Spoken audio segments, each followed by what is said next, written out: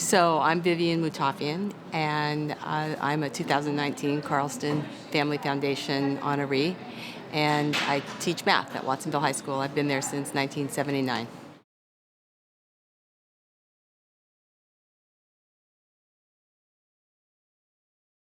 Well, most of the time, I don't know they've had those right away. So I think we build trust in the classroom.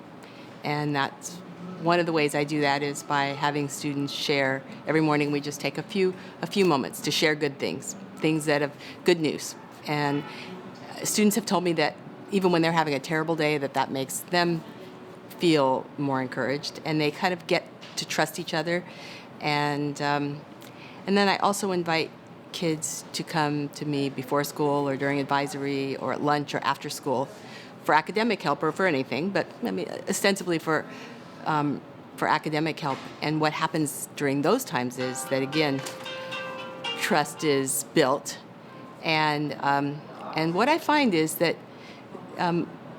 students share with me things. I'll have students who are struggling academically. Oftentimes, students who are struggling emotionally are also struggling academically. I had a girl last year who would just break out into she might cry, she might even sob, she might have to leave the classroom.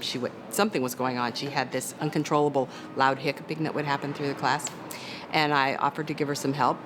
And during the time that we were together, nobody else was in the classroom, and she told me that she had been sexually abused by an uncle who was now in jail.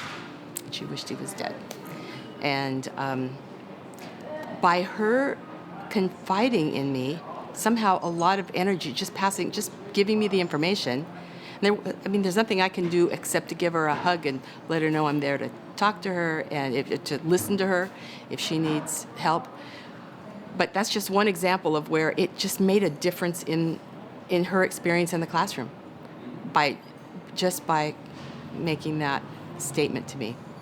And she later, in the semester, decided that she wanted to drop the class, but she didn't want to leave the class. She had been doing really poorly in the class. She was stressed. She was stressed on so many levels.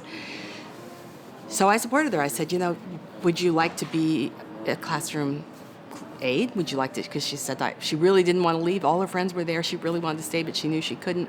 So I made that opportunity available for her, and she also decided to take a gap year, and everything just lifted from her shoulders.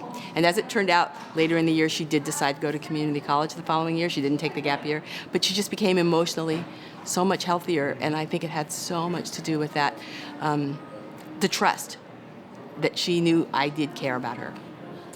You never know when those moments... You never know when they're going to happen. You never know. And, yeah, you never do. And there are probably things that you've done that you don't know you've done. Actually, I find out years later, once completely by accident. I think I might have told you this story. My son was living in San Diego and had gotten together with he'd gone to a bar after work and met somebody from Watsonville who was a city engineer. And this young man, Eric Rubalcava, I still remember, but I hadn't had him in years. He was 23 or 24 years old.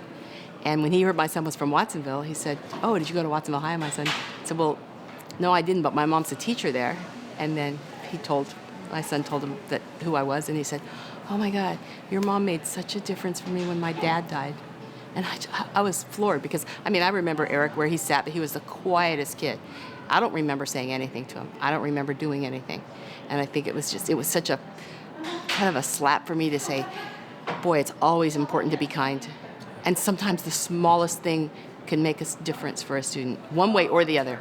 I have a colleague who now has her PhD, but she was told by a counselor that she was not four-year college material. And that, for her, luckily, her response was, "Watch me." But it could have completely sent her another way. She now has her PhD.